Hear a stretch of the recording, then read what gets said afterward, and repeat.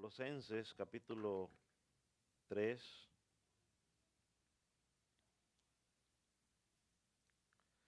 Y vamos a estar meditando en los versículos 15 al 17. Yo porque puse 17 y 17, pero bueno. Pueden llegar un amén cuando lo tenga. Dice, la paz de Dios y la paz de Dios gobierne en vuestros corazones, a la que asimismo fuisteis llamados en un solo cuerpo. Sed agradecidos. La palabra de Cristo more en abundancia en vosotros, enseñándoos y exhortándoos unos a otros en toda sabiduría, cantando con gracia en vuestros corazones al Señor con salmos e himnos y cánticos espirituales, y todo lo que hacéis, sea de palabra o de hecho, hacedlo todo en el nombre del Señor Jesús, dando gracias a Dios Padre por medio de Él. Amén. Puede tomar asiento. Una de las cosas que, por lo menos en lo personal, me he convencido es que los púlpitos no son lugares para entretener a la gente, o aún los templos no son lugares para entretener a la gente, sino lugares para exponer la palabra de Dios. Por lo tanto, tal llamado debe tomarse con responsabilidad y seriedad. La palabra de Dios debe ser entregada lo más fiel posible, ¿no? Dependiendo a las limitaciones que tenga el predicador, para que ella pueda producir ese cambio que ella produce en las vidas de aquellos receptores. Así que cuando usted llega a la iglesia o al templo y se reúne y se sienta, usted viene a oír, usted viene a aprender y usted viene a poner en práctica lo que ha aprendido. Si usted y yo no estamos practicando lo que estamos aprendiendo ya del estudio de la palabra de Dios, ya sea en el templo o en el tiempo personal que usted tiene con Dios, perdóneme, pero entonces estamos perdiendo el tiempo, no estamos haciendo nada. Así que tenga eso siempre en su mente presente. Usted viene, claro, estamos adorando a Dios, pero quiero aprender algo, quiero oírlo, quiero aprenderlo y quiero ponerlo en práctica en mi vida diaria. Una de las cosas que podemos decir del cristianismo es que el cristianismo es Cristo. De hecho, pusimos hoy como título centrado en Cristo. El cristianismo es Cristo. A ver, ¿cuál pinta más? Este como que pinta más. El cristianismo es Cristo. Y esto creo que lo podemos ver claramente en los versículos que hemos estudiado hasta hoy, quizás desde el versículo 5 hasta el versículo 17, y también en los versículos que vamos a leer hoy. En el versículo 3 dijimos que nuestra vida, el versículo 3, a ver si es del capítulo 2, el capítulo, a ver, ¿dónde está? Aquí creo que vi. Sí, el capítulo 3, perdón, sí, el capítulo 3, versículo 3, vemos que nuestra vida está escondida en Cristo. Por causa de estar en Cristo, tenemos una nueva vida. Tenemos una nueva identidad, o sea, ya no andamos por el mundo sin saber quiénes somos, no, tenemos una nueva identidad, somos hijos de Dios, hemos sido adoptados, pertenecemos a una familia y tenemos una nueva razón de vivir, tenemos un destino fijo, o sea, si usted está en Cristo, usted sabe que al morir, usted sabe para dónde va. Pablo decía que para él el vivir el Cristo y el morir es ¿qué? Ganancia, porque si estaba ausente en el cuerpo, decía estoy presente con el Señor. Y todo eso de lo cual podemos disfrutar o bendecir está fundamentado o fue logrado ¿por quién? Por Cristo. O sea, en ningún momento hay crédito ni para usted ni para mí. Y estos versículos que vamos a estudiar el día de hoy, los tres, esperamos poderlos estudiar los tres. Tenemos una hora, son las 7, así que tenemos una hora. vemos tres cosas importantes. Por ejemplo, en el versículo 5, vemos que la vida del cristiano, y yo creo que eso va a quedar al frente para los que les gusta tomar apuntes, la vida del cristiano debe ser gobernada por la paz de Dios. Yo puse Cristo, pero bueno, por la paz de Dios. Luego yo hice unas correctivas y se me olvidó corregir esa parte, pero debe ser gobernada por la paz de Dios. Versículo 15 dice, la paz de Dios o la paz de Cristo gobierne nuestros corazones. En segundo lugar, encontramos en el versículo 26, la vida del cristiano debe ser llena de la palabra de Dios. Llena de la palabra de Dios.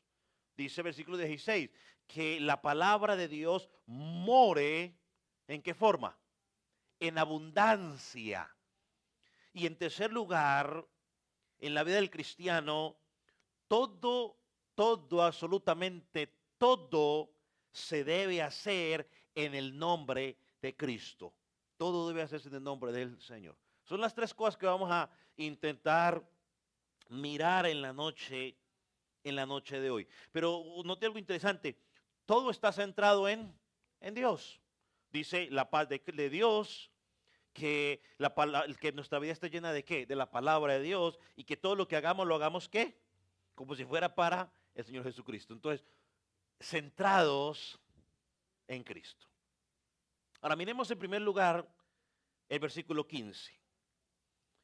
Dice, la paz de Cristo, la paz de Dios, gobierne vuestros corazones, a la que asimismo fuisteis llamados en un solo cuerpo, y ser agradecidos. Hagámonos dos preguntas para comenzar a hablar en este pasaje. ¿Qué significa la paz de Dios? ¿Qué significa ser gobernado por esa paz? ¿Qué significa la paz de Dios o la paz de Cristo? ¿O qué significa ser gobernado por esa paz? ¿Qué significa la paz de Dios?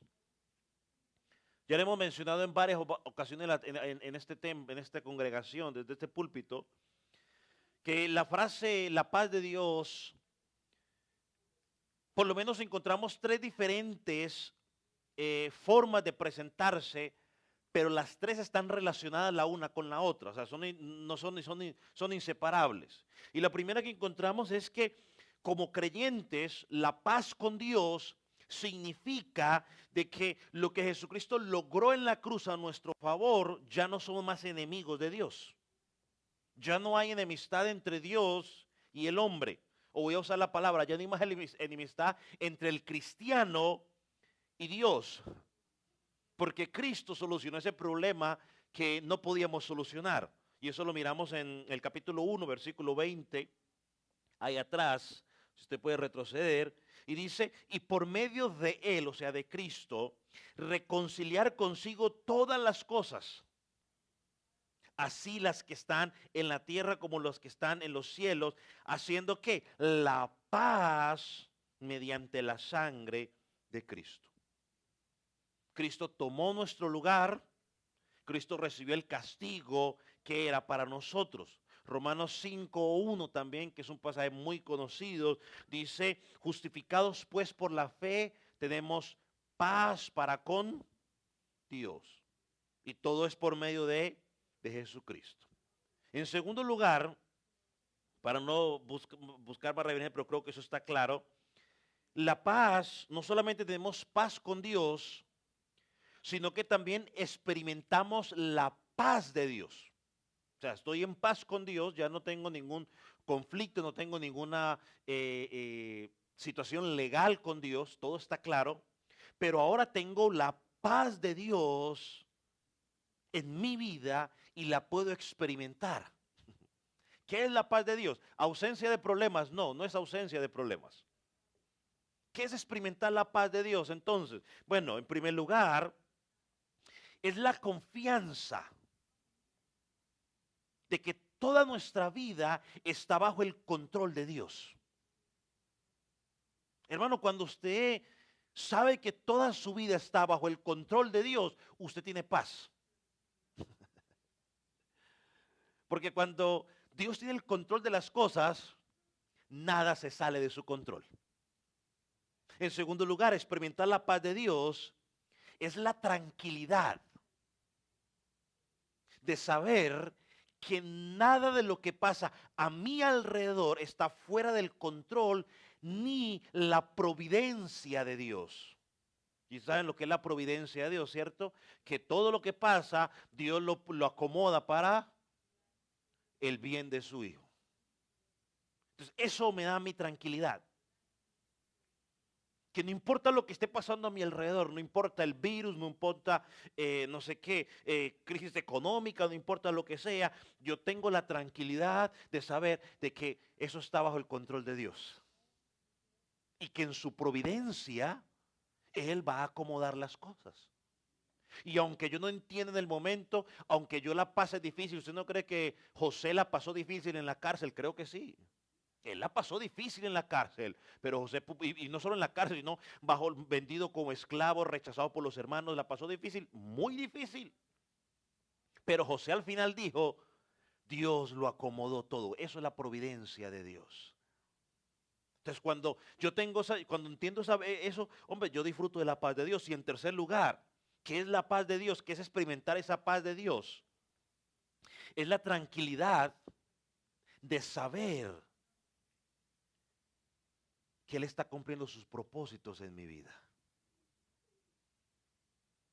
Romanos 8:28, creo, lo sabemos de memoria. Y una cosa es repetirlo de memoria y otra cosa es decirlo cuando estoy en medio de un problema, ¿cierto? O en momento de enfermedad o de crisis. Pero cuando yo sé de que si yo amo a Dios, si yo he sido llamado por Dios, todo, absolutamente todo va a ayudar para mi bien, para que se cumpla el propósito de Dios en mi vida. Y el propósito de Dios para mi vida no es ni que yo sea millonario, ni que yo sea nada de lo demás. Su propósito es de que yo cada día me parezca más y más a Cristo. Cuando yo entiendo eso, yo tengo paz aún en medio de la tormenta. Ese es el tipo de paz que el apóstol Pablo mencionó en Filipenses 4, versículo 7. Creo que ya lo estudiamos cuando estudiamos esa carta. Y dice, la paz de Cristo que sobrepasa todo entendimiento, guardará vuestros corazones y vuestros pensamientos en Cristo Jesús. Es esa paz. Y la tercera paz que menciona la Escritura es que a través de la muerte de Jesucristo en la cruz del Calvario, su muerte trajo paz entre los hombres. Su muerte rompió las barreras raciales entre los seres humanos. Y yo creo que no tengo que explicar, ¿no? La guerra racial que había entre los judíos y los gentiles y metiendo a los griegos. No tengo que explicarlo. Pero sabemos por la escritura y por la historia que era así. Pero Efesios 2, versículos 14 y 16, miren lo que dice. Porque Él es nuestra paz, que de ambos pueblos hizo uno, derribando la barrera intermedia de separación, aboliendo las enemistades en la carne, la ley de los mandamientos, expresados en ordenanzas para crear en sí mismo de los dos un solo hombre, haciendo la paz. Y mediante la cruz reconciliar con Dios a ambos en un solo cuerpo, matando en ellos las enemistades. Ahora, por lo que la pregunta sería, bueno, pastor, ¿y cuál de esas tres paces es la que Pablo está diciendo aquí? La paz de Dios gobierne vuestros corazones. Yo creo que por lo que hemos estudiado en las últimas semanas, desde el versículo quizás 9, desde el versículo 9 hasta ahorita al versículo 14, que es lo que hemos estudiado estas últimas 2 semanas, tenemos que reconocer que el apóstol Pablo está hablando de esa paz entre hermanos. Y usted dirá, pastora, pero ¿cómo la paz entre hermanos? Bueno, es que es muy fácil. Vamos a recordar el contexto. En los versículos anteriores, por ejemplo en el versículo 9, dice, no mentáis. los unos a los otros. Más adelante, versículo 12, ¿no? Dice, bueno, vestíos de qué? De misericordia o entrañable misericordia, vestidos de humildad, vestidos de benignidad, vestidos de mansedumbre, vestidos de paciencia. Luego sigue diciendo versículo 13, sopórtense en quienes, los unos a los otros. Sigue diciendo que se perdonen los unos a los otros y que sobre todo, terminamos estudiando la semana pasada, que nos vistamos de qué? Del amor. Que dice que el amor es el qué? Vínculo perfecto. Y luego de eso le dice, y la paz de Dios gobierne sus corazones. Pablo viene hablando de la relación entre hermanos, de cómo debemos tratarnos entre hermanos, de qué es lo que tenemos que vestirnos para que mientras estemos en este lado de la eternidad, cuando tengamos roces, podamos tratarnos. Ahora les dice, ustedes tienen que ser gobernados por la paz. ¿Por cuál paz? Bueno, por la paz que Jesucristo hizo aún entre ustedes como sus hijos, que los puso en un solo cuerpo. Y ya lo vamos a mirar más adelante. Entonces la pregunta es, ¿qué significa ser gobernado por la paz? Es fácil, ¿no? Porque cuando usted escucha la palabra gobernar, ¿qué viene a su mente? ¿Cómo? Dependencia, ¿qué más? ¿Qué más podría venir a su mente? Dice la hermana dependencia. ¿Qué es gobernar? ¿Cómo? Sujeto. ¿Qué más podrían decir que es gobernar? Obedecer.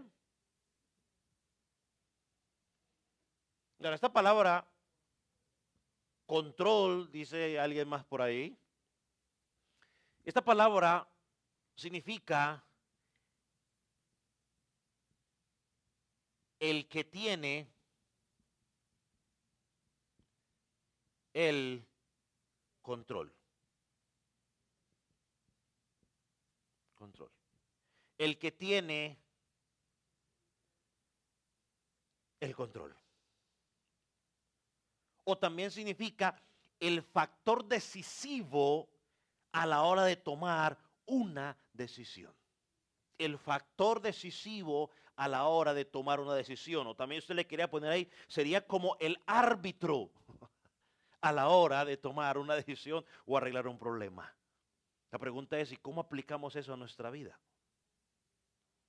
Bueno, lo que Pablo está diciendo es, después de decir que no nos mintamos los unos a los otros, que dejemos el orgullo, que seamos humildes, mansos, que haya amor, lo que está diciendo Pablo es que a la hora de llevar nuestras relaciones entre hermanos en la iglesia, primeramente, el que debe decidir el curso de acción es la paz de Cristo o la paz de Dios. Miren lo que dijo un comentarista sobre esto. Sin sacrificar nuestros principios, los creyentes deben relacionarse los unos con los otros de una forma que facilite, una forma tal que facilite y demuestre la paz de Cristo, la paz que Cristo aseguró para ellos en la cruz del Calvario. Sin sacrificar los principios, los creyentes deben relacionarse los unos con los otros de una forma tal que facilite y demuestre la paz que Cristo aseguró para ellos en la cruz del Calvario.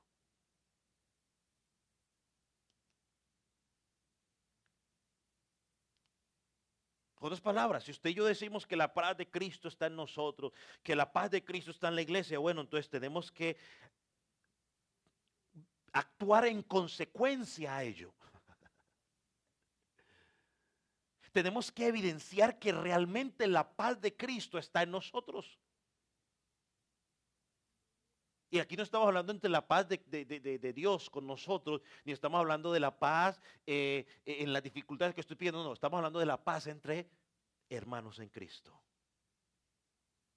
Y voy a decir algo que quizás no nos va a gustar mucho, pero tengo que decirlo. Mucha gente toma decisiones en base a la paz que dice sentir. Yo lo he escuchado y yo creo que usted también lo ha escuchado. La gente dice, es que siento paz en mi corazón.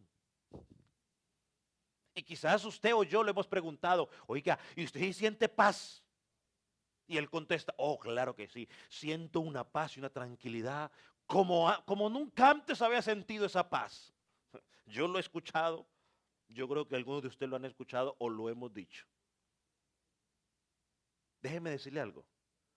Muchas de las decisiones que han traído consecuencias desastrosas para una persona en particular o para una congregación, ¿sabe cómo se tomaron? En base a esa paz que sentía esa persona en el corazón. ¿Por qué pasa eso? Bueno, porque no olvidas lo que dice Jeremías. Jeremías claramente dice, por eso la Biblia dice que debemos, Proverbios dice, maldito el hombre que confía en el hombre. Es decir, no confía ni en usted mismo. Bienaventurado o bendecido el que confía en Dios. Jeremías, ¿qué dice? Jeremías dice que el corazón es más que qué. ¿Más que qué? No, no lo invente, es eso. No le traten de inventar otra cosa. Es engañoso más que qué. Que todas las cosas. Más engañoso que todas las cosas. Hermano, este versículo desbarata el argumento de yo siento paz en mi corazón. Esa es la razón por la cual no debemos dejarnos llevar por el corazón o por las emociones. Y lo que le voy a decir tampoco le va a gustar.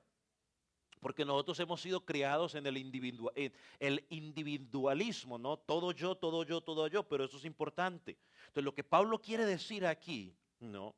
Es que a la hora de tomar una decisión, el sí o no, o en hacer o no hacer, yo debo tomarla en base a si eso va a contribuir a la paz y a la mutua edificación de la iglesia, como dice Romanos 14:19. Ya ahí no nos va a gustar. Porque a mí me gusta tomar las decisiones en base a si yo me siento bien. A mí, ¿qué importa el hermano de la esquina? Casi ni hablo con él. No, Pablo está diciendo que lo que voy a hacer, lo que voy a decir, yo tengo que tomarlo en base a si eso va a contribuir a la paz, a la unidad, a la edificación del cuerpo de Cristo. Recuerde, es que lo hemos dicho, yo no soy un miembro solitario, yo soy parte de ¿qué? De un cuerpo. Ya no soy yo soy parte. O sea, si alguien habla mal de alguien de aquí, no dicen, ah, bueno, allá, uno que vaya, no dicen el Calvario. Si alguien va y se mete a una discoteca, no van a decir, ahí dicen, no, los del Calvario, porque lo he escuchado ahora decir, es que los del Calvario están en la discoteca. Los del Calvario. Solo porque hay uno que dice que viene aquí, pero va y se mete allá. Entonces yo debo tomar decisiones en base, ahora, y yo no estoy hablando ahorita si voy a ir a cocinar al rato arroz o espaguetis, a ver, voy a pensar si no se me vaya para esa línea, porque no estoy hablando de eso. Si lo que voy a hacer va a contribuir a la paz, yo le pregunto, ¿cuándo fue la última vez que usted fue a tomar una decisión trascendental en su vida y usted pensó si eso iba a ser de edificación para la iglesia? Si iba a ser que iba a traer unidad a la iglesia. Por eso el versículo 15 en que estamos sigue diciendo, a la que asimismo fuiste llamados en un solo cuerpo. Miren lo que dice, lea el versículo completo. Y la paz de Dios gobierne, o sea, controle nuestros corazones, o sea, nuestra razón, a la que asimismo fuiste, ¿qué? Llamados en un ¿qué? Ahí no dice cada quien por su lado, en un solo cuerpo. Y hermano, por favor, entendamos esto. Y yo créame que quería dar un ejemplo, pero no lo quiero dar porque por salud congregacional no lo puedo dar. El ejemplo. Pero es un ejemplo perfecto, pero no lo puedo dar. Pero hermano, somos un cuerpo. Y como cuerpo debemos pensar en función del cuerpo, no en función de un miembro individual. La Biblia dice claramente que somos miembros los unos de los otros. No vivimos independientemente del cuerpo. No, fuimos implantados para edificarnos los unos de los otros. O sea, si yo corto esta mano de aquí y la separo del cuerpo, chao. Usted no ve manos por ahí solas, ¿o sí? Eso solo se ve en las películas de Disney, creo que es por ahí, a dedos, creo que le llaman. Se llama. Eso solo se ve en películas. Pero si usted lo corta, chao. Ya no es parte del cuerpo. Tenemos que entender eso. Eso es una verdad que no podemos ser indiferentes. Pertenecemos al cuerpo de Cristo y siempre toda decisión, toda cosa que vamos a hacer, tiene que estar intencionada a buscar el beneficio del cuerpo de Cristo, no mi bienestar. Yo le pongo este ejemplo. Por ejemplo, una mujer. Y uso el ejemplo de la mujer porque las mujeres hacen eso, nosotros los hombres no, creo que no, no sé. De pronto no falta. Pero una mujer se pone en el espejo y empieza a arreglarse, no sé, las pestañas, los ojos y todas las cosas que ellas hacen en sus ojos. Pero ella no está pensando en los ojos. ¿En qué está pensando? En el rostro. El que el rostro se vea bien y por ende que el cuerpo se vea bien. Ella no piensa, a ver, que solo los ojitos se vean bien. No, no, no. Yo quiero que los ojos se vean bien para que el rostro se vea bien y para que entonces luego empiezan que si se puso aquí no sé qué cosa, de qué color de aquí, entonces tiene que poner una camisa de ese color para que luzca bien y ya ustedes conocen todo el relajo ese, cómo empieza ese rollo. ¿Sí ve? Ella no piensa en función de los ojos, piensa en función de todo el cuerpo.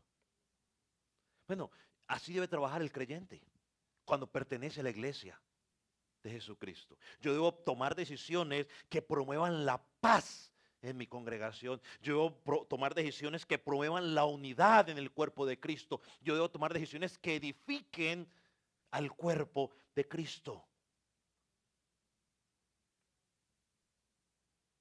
Yo lo he dicho varias veces desde este púlpito y no me voy a cansar de decirlo porque es una realidad. Yo entiendo que como creyentes, como hermanos, vamos a tener problemas en alguna ocasión. Vamos a tener tensiones. Van a haber desavenencias entre hermanos, porque estamos en este lado de la eternidad y eso va a pasar. No lo podemos evitar. Pero el factor decisivo cuando esas cosas pasan o la forma de accionar, hermanos, entre nosotros es promover la paz de Cristo y la unidad dentro del cuerpo de Cristo. Y una forma de aplicarlo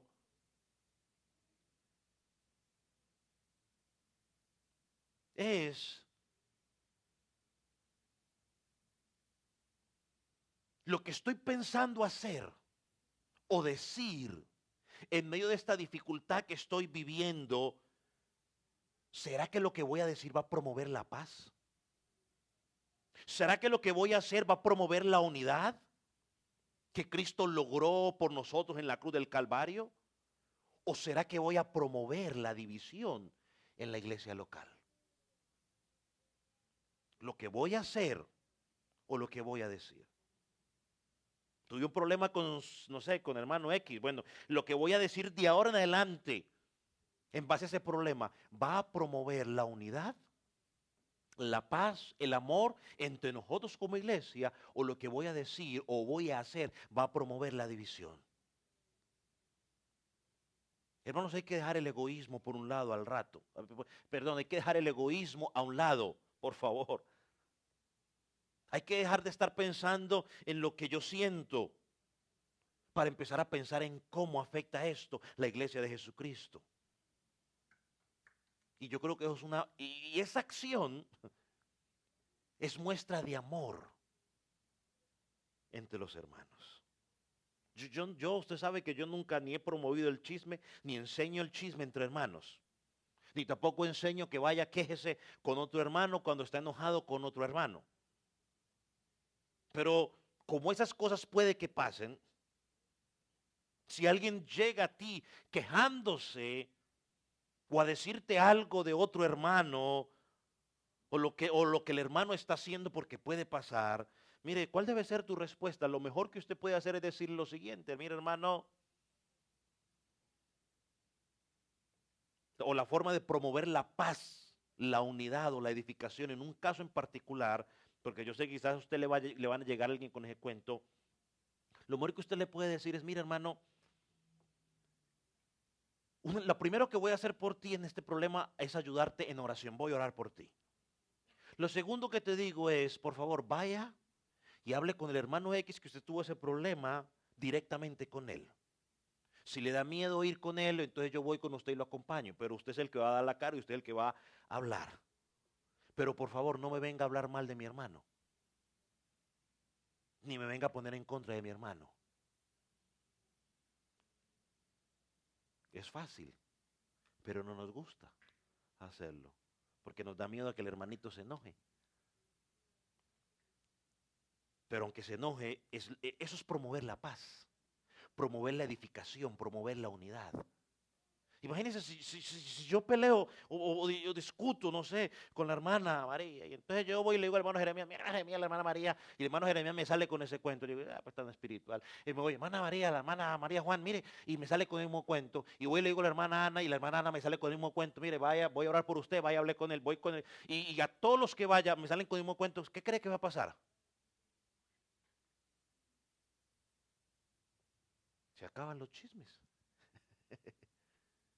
Pero si yo voy y le digo al hermano Jeremías el cuento y él se siente: a ver, cuéntame. Uy, de veras, nada, ¿sabes qué? Yo voy a empezar a tener cuidado con esa hermana. Y luego entonces yo me voy y le digo a la hermana Ana, y mientras yo le estoy diciendo a la hermana Ana, el hermano Jeremías: hermana Juan, María Juan, mire lo que me contó el pastor que con la otra hermana. Entonces, uy, de veras. Y entonces ya son 1, 2, 3, 4. ¿Está promoviendo la unidad? ¿Está promoviendo qué? La división. Y le voy a dar por el lado que a usted le gusta, ¿no? Lo que voy a decir algo que usted quiere escuchar. Y puede ser que sí, que ella pudo haber actuado mal. Y usted tiene la razón, sí. Ella me ofendió y yo tengo la razón porque fue ella. Puede ser lo correcto. Mi responsabilidad, aunque ella se haya equivocado, no es ir a regar el chisme por todos lados. Es hablar con ella. Y si yo voy y me quejo con el hermano Jeremías, la responsabilidad es pararme en el acto, voy a orar por ti y mandarme a hablar con ella. Y si no quiere ir, yo voy con usted. Pero no hacemos eso. Decimos: mire, le voy a contar algo, hermano Jeremías, pero prométame, por favor, que no le va a decir a nadie. Y voy y le digo al hermano Nelson, voy a hablar con usted, pero prométame que yo no le voy a decir a nadie. Que no le voy a decir a nadie, hermano Nelson. Está bien, hermano, yo le prometo, pastor, no le voy a decir a nadie. Hermana Lourdes, le voy a decir una cosa, pero prométame, por favor, que no le va a decir a nadie. ¿No? Y ninguno me dice: mire, vea, voy a orar por usted,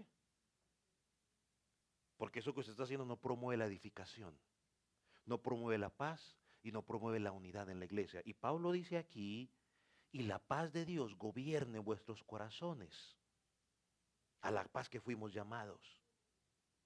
Mira lo que dice Efesios 4, lo voy a leer rápido. Yo pues, preso en el Señor, os ruego que andéis como es digno de la vocación con que fuisteis llamados.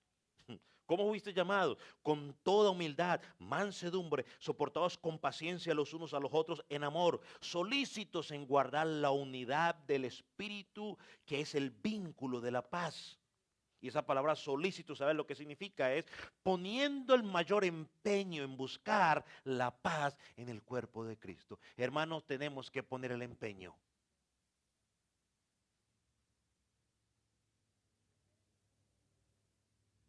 Mire, cuando nosotros, y póngame atención, cuando nosotros como iglesia local, ya pensando aquí en iglesia local, no nos esforzamos en promover la paz, indirectamente estamos trabajando o estamos siendo instrumentos en las manos de Satanás para promover la división.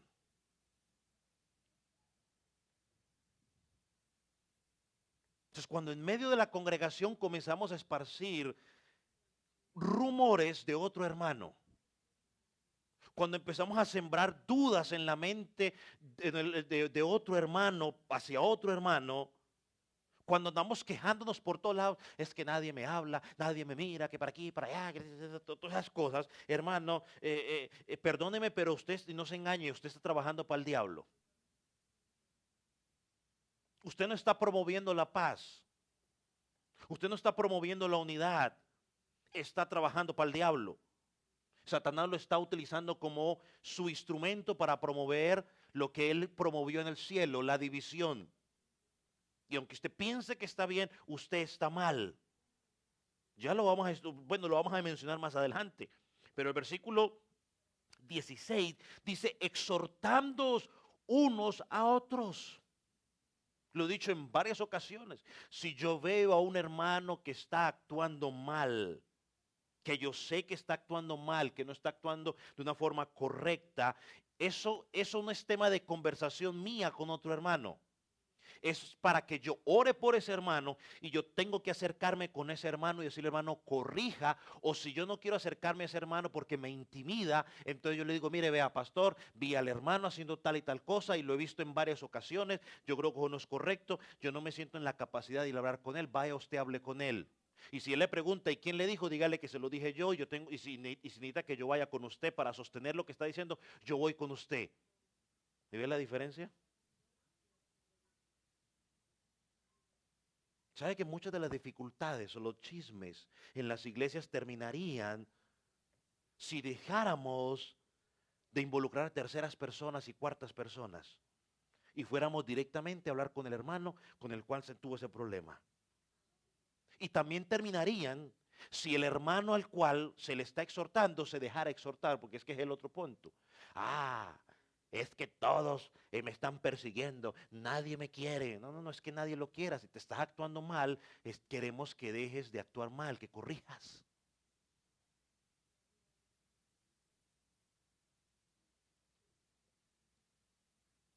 Y dice el versículo 15 al final, sed agradecidos.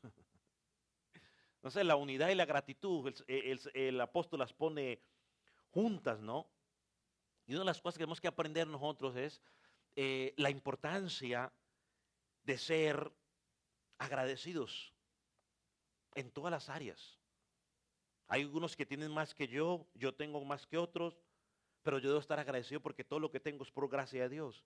Y debemos estar agradecidos porque, como decíamos el domingo, todos sin importar nuestra condición social, económica o migratoria, metámosla ahí también, sin importar cualquiera de las situaciones, todos compartimos cosas de valor eterno.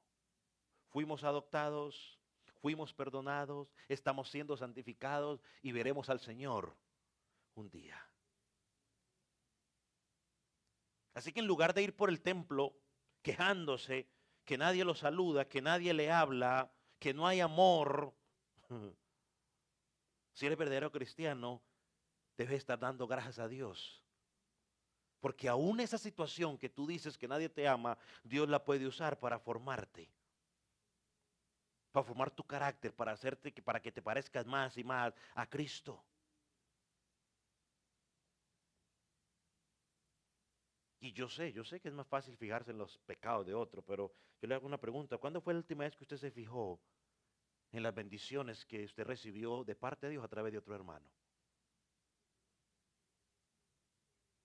¿Cuándo fue la última vez que se fijó en el pecado que estaba haciendo el hermano? Es más fácil, ¿cierto? ¿Cuándo fue la última vez que le dio gracias a Dios? Porque Dios usó a ese hermano o esa persona para traer bendición a tu vida. Entonces Pablo dice aquí, la paz de Dios gobierne nuestros corazones, o sea, controle nuestra vida, porque fuimos llamados a ello, porque somos parte de un solo cuerpo, y dice, y ser agradecidos. En segundo lugar, versículo 16, nos encontramos a otra verdad de la vida del cristiano. La vida del cristiano debe ser lleno de la palabra de Dios. ¿Qué dice el versículo 16? La palabra de Cristo mora en abundancia en vosotros, enseñándoos, exhortándoos unos a otros en toda sabiduría, cantando con gracia en vuestros corazones al Señor con salmos e himnos y cánticos espirituales. Aunque Pablo lo menciona aquí, Pablo está hablando de la palabra de Dios, aunque usa el nombre de la palabra de Cristo. Y la usa quizás porque todos sabemos que el centro de la escritura es ¿quién? Cristo. De principio a fin habla de Cristo. Pero él dice algo interesante, la palabra de Cristo debe habitar en nosotros. Tomemos agua mientras apagan el celularcito.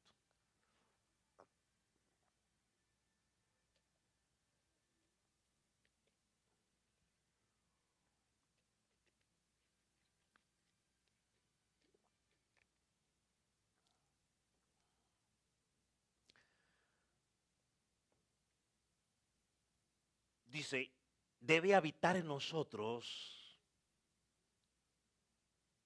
en abundancia, es decir, en grandes cantidades. Eso significa de que Cristo debe gobernar mi pensamiento,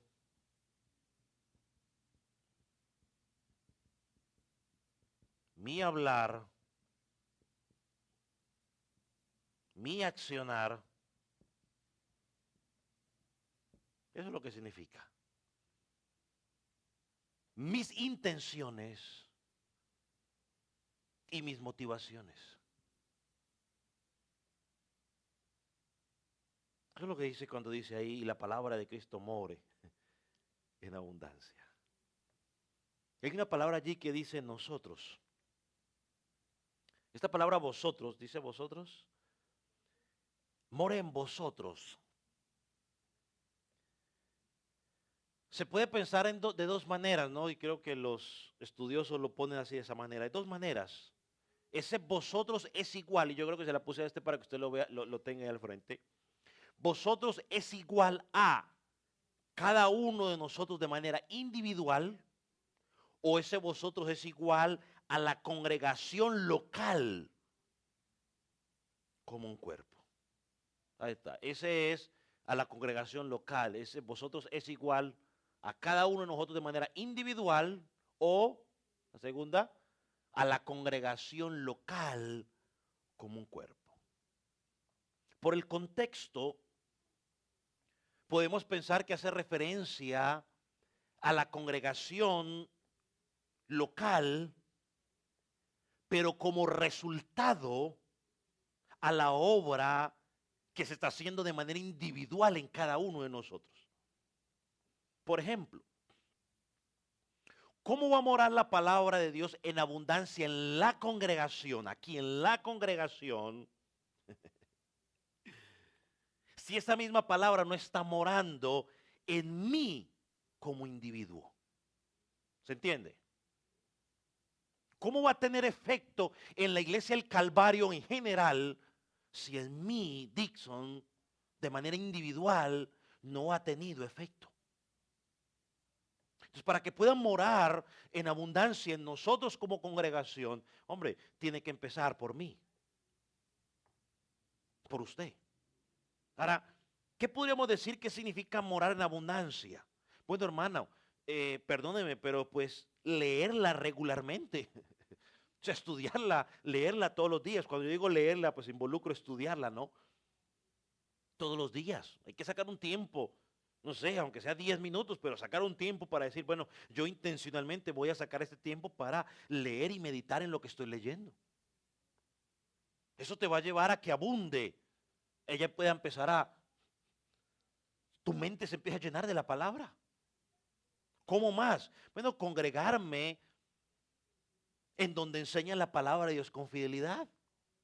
Yo sé que a algunos no les gusta mucho eso de congregarse, pero pues, o sea, usted quiere que la palabra de Dios, hay un tiempo donde la congregación local ha designado donde se unen todos juntos para adorar el nombre del Señor. Hombre, yo como creyente voy a decir, bueno, yo también voy a apartar ese tiempo. Una tercera razón, forma de que abunde la palabra, hermano, hay que aprender la palabra, o sea, memorizarla. Pronto usted a mí me cuesta, yo tengo que empezar a escribir los versículos y repetirlos para poderlos grabar y a veces pues los hago y lo hago y yo creo que ya lo he aprendido y luego me doy cuenta que no, que se me ha olvidado. pero tengo que estar ahí. Pero entonces tengo que hacer ejercicio constante de estar, repite y repita para poder memorizarla. Quizás usted es como yo, de pronto otros son más rápidos y ¡fum!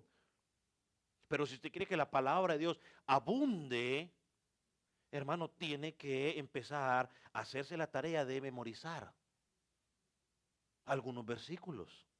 Y no solo es memorizarlos, eso nos lleva al otro punto, hermano. Hay que practicar la palabra que está aprendiendo. O sea, no es solo recitar versículos de memoria. Muy bonito si usted recita todos los libros de la Biblia. Muy bonito, o sea, muy bonito si usted recita todos los, no sé, el Salmo 119 de memoria. Alabado sea el Señor, muy bien. Pero mi pregunta es, eh, ¿cuántos de los versículos del Salmo 119 vive usted todos los días? ¿Cuántos practica? Pues voy a hacer mucha teología. Y si sabe teología, gloria a Dios, qué bien. Pero ¿qué tanto esa teología gobierna su vida? Otro punto, y eso es el que ayuda quizás a memorizar, hombre, quiere que la palabra de Dios abunde en su vida. Hermano, hay que meditar en la palabra día y noche, a tiempo y fuera de tiempo. Es triste que a veces los creyentes, los que decimos que somos creyentes, pasamos más tiempo meditando en lo que me hizo mal el hermano, en la forma en que me habló el hermano, en el chiste desagradable que me hizo el hermano, que en la palabra. Y es que me miró. Y se levanta a medianoche y es que como me miró y es que... Y se queda dormido y en la mañana cuando levanta no se ha cepillado los dientes y ya está. Y es que mire cómo me miró. Está ya trabajando, pero es que mire esto. Y está medite y medite y medite en lo que le hicieron y no está meditando en la palabra de Dios. ¿Qué es meditar en la palabra? Simplemente reflexionar en en lo que aprendió. ¿Cómo puedo yo? Eso me llevaría al siguiente punto, hermano, para que la palabra de Dios abunde en nosotros. Es, ¿cómo puedo yo aplicar eso a lo que estoy viviendo en mi vida en ese momento? Ah, pero es que a toda hora con la Biblia. Pues entonces, ¿qué quiere? ¿Que lo mande a leer Condorito? No sé si ustedes conocían a Condorito. Yo creo que algunos lo tuvieron que reconocido. Ahorita manos saben quién es Condorito. Solo hermana. O bueno, Memín Pingüín entonces. O sea, ¿qué quiere? ¿Que lo mande a leer a Memín Pingüín? No. Lea la escritura. ¿Y cómo puedo? Cuando yo estaba con los jóvenes, yo les mandaba, estábamos trabajando en memorizar versículos bíblicos. Y yo les decía, bueno, ahora durante esta semana, el próximo domingo me cuenta cómo pudo usted aplicar ese versículo durante esta semana en la escuela o en su casa. Y eso te va a llevar a que la palabra de Dios abunde en su vida. Y una última, hermano, entre otras, ¿no? Que nuestra conciencia, como decía el reformador, nuestra conciencia tiene que ser cautivada, atrapada por la palabra de Dios. Hermanos, si cada creyente, al menos en esta congregación, no sé las otras, pero por lo menos en esta congregación, cada creyente, su mente estuviera saturada con la palabra, hermano, eso afectaría profundamente esta congregación. La Biblia dice que la abundancia del corazón habla qué. Entonces, eso significa de que yo tengo que revisar de qué están siendo mis conversaciones. Cuando usted se sienta a hablar con un hermano, ¿de qué están siendo sus conversaciones con ese hermano en Cristo?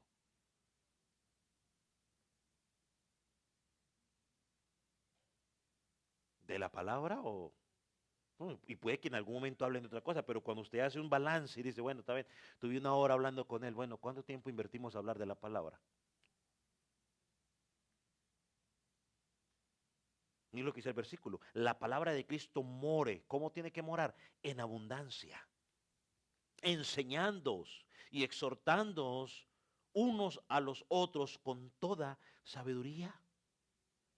Cantando con gracia en vuestros corazones al Señor con salmos e himnos y cántico espiritual. Le digo algo con profunda tristeza. Creo que este es uno de los versículos menos citados y menos practicados dentro de las congregaciones locales hoy en día.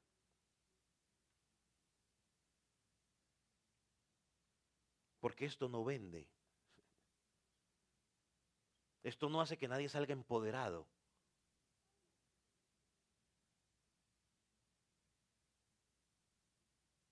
Pablo dice, si la palabra mora en abundancia en tu corazón, en el corazón de todos, eso producirá que se puedan enseñar los unos a los otros. Hay gente que dice, a mí, ¿y usted, por qué? ¿Y usted quién es para enseñarme a mí? Usted apenas llegó a Cristo y me va a enseñar. ¿Y ese orgullo de dónde sale? A mí me encanta el lema, ¿no?, que el hermano Nelson le promovió en los caballeros. Dice, si usted no sabe, venga y aprenda con nosotros. Y si sabe mucho, pues venga y enséñenos. Así que no tiene escapatoria por ningún lado. Pero es el orgullo es tanto que, que no nos deja. Y la Biblia dice, si la palabra de Dios mora, se van a poder enseñar. Y no solo eso, se van a poder exhortar los unos a los otros. Eso está bien relacionado, ¿no?, con lo que dice en el capítulo 1, versículo 28 del capítulo 1. A quien anunciamos, amonestando a todo hombre, enseñando a todo hombre en toda sabiduría, a fin de presentar perfecto en Cristo Jesús a todo hombre.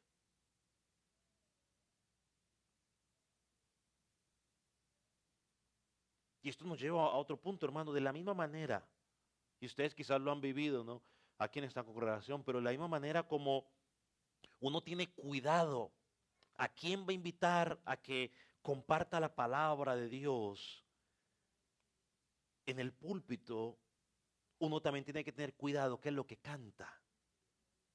Y quizás nosotros como congregaciones hace de unos años para acá hemos tratado y empezado a examinar qué es lo que estamos cantando. Porque aún lo que estamos cantando define nuestra teología. Mire lo que dijo un pastor. Y algo interesantísimo, hermano, que yo creo que usted lea. Mire lo que él dice. Él dijo, estoy convencido que las congregaciones aprenden más teología buena o mala de las canciones que cantan que de los sermones que escuchan. Dice, estoy convencido que en las congregaciones aprenden más teología buena o mala de las canciones que cantan que de los sermones que escuchan. Yo hay varias canciones, cánticos o varios versículos que me he aprendido a consecuencia de cánticos, ¿no?, que los han hecho cánticos y me los aprendí como cánticos, me los aprendí más fácil en la escritura. Por eso, como congregación, tomamos la decisión de que al cantar aquí, no es para entretener al creyente, no es parte del show para entretenerlo a usted. Lo importante no son los arreglos musicales, ni nada de esas cosas terrenales. Es que ni siquiera el cantar es prepararlo a usted para, ahorita prepare, vamos a cantar para preparar el ambiente para que el pastor va a predicar. Ni siquiera es eso el propósito. El propósito al cantar es simplemente adorar a Dios y edificarnos los unos a los otros. Usted no canta para prepararse para lo que el pastor va a predicar, no, usted canta porque está adorando a Dios. El texto dice, cantando con gracia en vuestros corazones al hermano que está al lado, al pastor. ¿Dice a quién? Al Señor.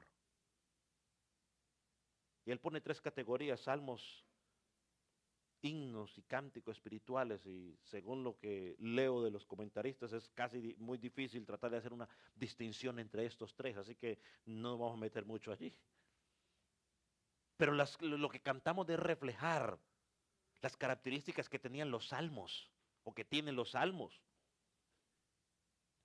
No podemos cantar canciones con poca teología, pero que suenen con palabras bonitas y repetirlas sin ton ni son, para que la gente esté contenta, pero si no trae edificación de nada sirve. Hoy por lo menos la canción que cantamos hace un rato decía algunas verdades teológicas, no sé si ustedes se dio cuenta algunas de ellas. Decía algunas verdades teológicas.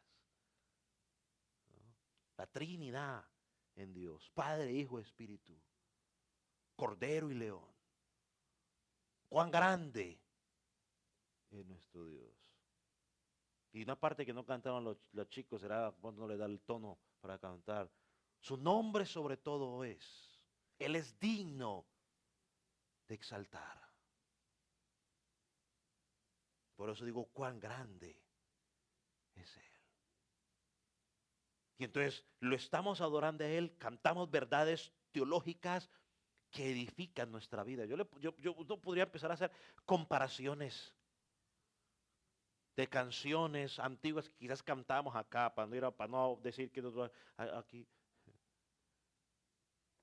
En muchas ocasiones dijimos, los muros van a caer saltando, gritando. ¿Usted cree que los muros van a caer cantando, saltando y gritando? Bueno, en ese tiempo creía, uno de esos estaba en ese cuento.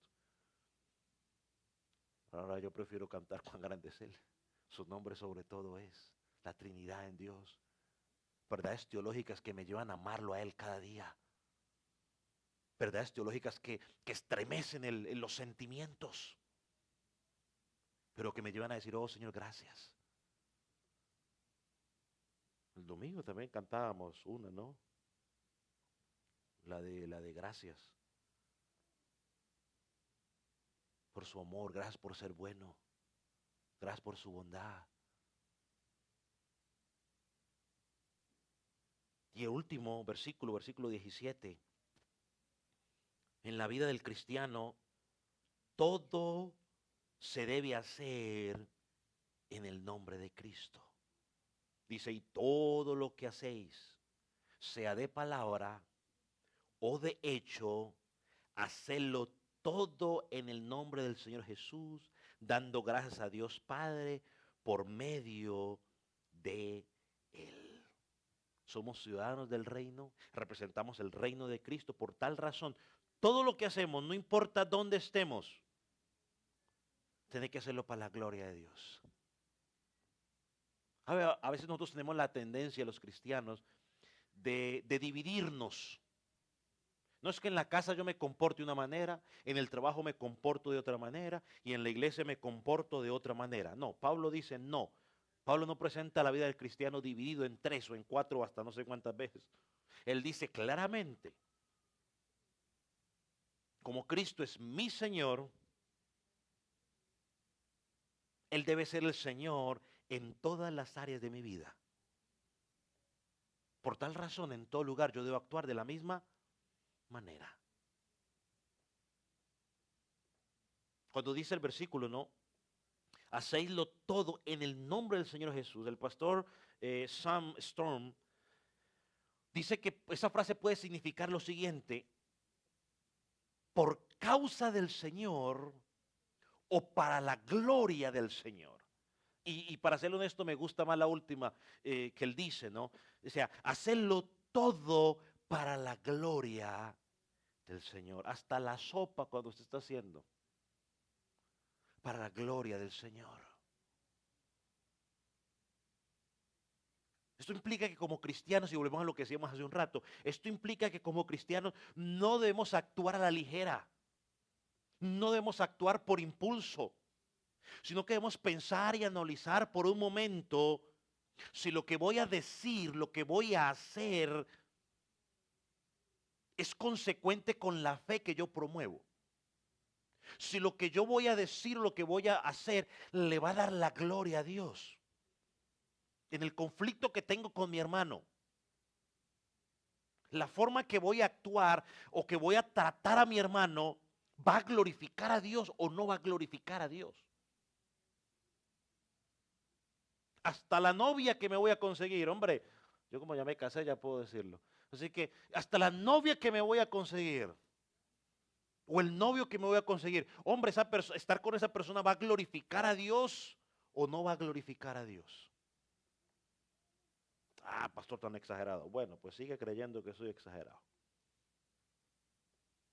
Y yo creo que este versículo es uno de los versículos que podemos usar para todas esas áreas grises, ¿no?, que encontramos en nuestra vida, donde a veces uno dice, bueno, pero pues es que la Biblia no lo dice muy claramente. Bueno, pues entonces pregúntese, ¿va a traer eso gloria a Dios? Pastor, es que la Biblia en ningún lado dice que debemos escuchar, que no escuchemos música mundana. La Biblia por ningún lado dice eso. Bueno, pues yo no encuentro un versículo que diga, Colosenses 3, versículo 26 dice, y no escuchar música mundana. Y yo entiendo que hay momentos que la vamos a escuchar porque ya sea que usted está en alguna tienda, aquí para allá, y esté sonando, usted la está escuchando, pero la idea es que si intencionalmente yo puedo sentarme y decir, bueno, yo voy a buscar tal y tal canción que yo sé que es muy, me voy a poner a escucharla y disfrutar en ella. Creo que esa es la idea. La pregunta sería, bueno, no dice nada, pues vaya a Colosenses 3:17 y pregunte en el nombre del Señor, ¿eso traerá gloria a Dios? ¿Eso edificará mi vida espiritual?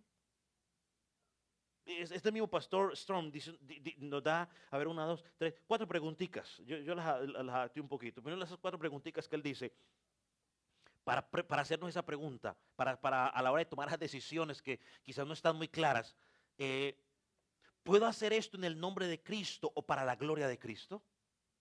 Segunda pregunta. ¿Esta decisión o acción me estimulará o me facilitará darle gracias a Dios? ¿Será algo que honre a mi Salvador? Esta acción o decisión mostrará claramente que Cristo es el Señor de mi vida. Mire, si usted medita de esa manera, usted no tiene que estar llamando, pastor, mire, voy a hacer tal cosa. ¿Usted qué cree? No, pues no sé, yo no sé, no es que no importa lo que yo crea, es que dice la Escritura, va a traerle eso gloria a Dios, va a hablar de que Jesucristo reina en usted. Y miren algo interesante, dice, todo lo que hagas, ya sea en palabras o en hechos. Así que una evidencia cristocéntrica o de que estás en Cristo es más que decir palabras, yo soy cristiano. Es más que ir a un templo, porque vuelvo y lo digo, cualquiera puede ir a un templo. A un templo la gente puede ir por muchas razones. Es más allá que promover experiencias místicas o sensaciones, no sé, extrañas. Se trata de conocer y vivir en dependencia total del Espíritu Santo. Ser cada día más y más como Él. Que en todo lo que digas, que en todo lo que hagas, Cristo sea glorificado. Y miren que si los colosenses aceptaban estos consejos hasta el versículo 17, partiendo del versículo 5 hasta el versículo 17, que ya la próxima semana entra, o los próximos versículos entra una sección diferente relacionada con lo mismo, pero si ellos aceptaran los consejos que Pablo les estaba diciendo, no solo ganarían victoria sobre victoria contra los deseos de la carne, sino que también serían útiles en la edificación mutua como iglesia. Cada hermano sería beneficiado y lo más importante, Dios sería honrado, que es lo último que buscamos, que Dios sea honrado. ¿Alguna pregunta o comentario? ¿O todo claro?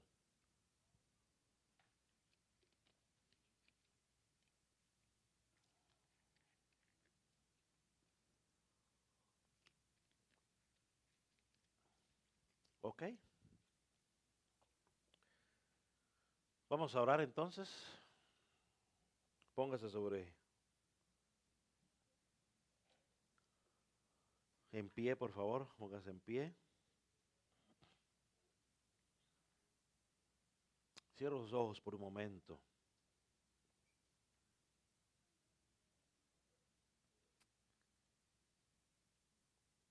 Y que vamos a meditar en estas tres cosas que el apóstol Pablo nos presenta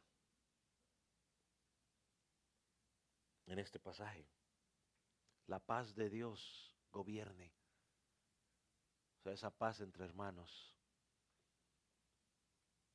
Que su palabra llene nuestro corazón, nuestra vida, nuestra mente. Su palabra dice la abundancia del corazón abre la boca. Y por último, que todo lo que hagamos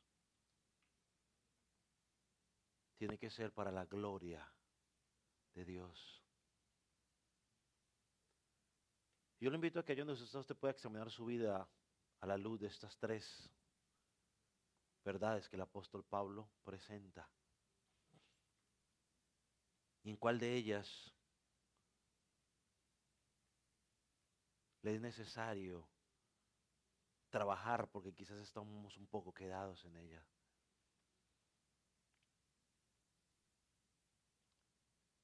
Padre, entendemos que tu palabra es viva y es eficaz. Y que las palabras del apóstol Pablo a la iglesia de Colosas, Señor, hoy las tomamos como para nosotros. Como si recién hubiéramos recibido esa carta, como si recién el apóstol Pablo lo hubiera escrito y nos hubiera llegado. Señor, reconocemos y queremos pedirte que tu paz, esa paz que tú lograste entre nosotros, Señor, podamos día a día caminar en ella. Enséñanos a ponerla en práctica en la iglesia local. Señor, que cada día podamos como creyentes a nivel personal darnos a la tarea de llenarnos de tu palabra en conocimiento y en práctica, para que como iglesia tu palabra pueda abundar en nosotros. Señor, permítenos cada día estar alineados a lo que enseña tu palabra. Señor, reconocemos que hay mucho que tenemos que aprender de ella, corregir, y por eso nos aferramos a ti que nos ayudes. Señor, y por último, Señor, enséñanos cada día que todo lo que vayamos a hacer, decir, entre nosotros como hermanos, fuera de este lugar, en nuestros hogares, podamos pensar si eso trae gloria a tu nombre. Señor, y si hay algo que estamos haciendo o estamos diciendo que no está trayendo gloria a tu nombre, Señor, que tu Espíritu Santo nos convenza y ya no lo hagamos más. Padre, gracias por la exhortación de tu palabra. Señor, y permite que lo que sembraste hoy, o que fue sembrado hoy, Señor, haya sido alineado a tu palabra, no a los deseos del hombre. Señor, y que los frutos los podamos ver en esta congregación. Gracias por aquellos que escucharon, Señor. Y gracias porque tu palabra va a hacer efecto en sus vidas. En el nombre de Cristo Jesús, te damos gracias, Señor.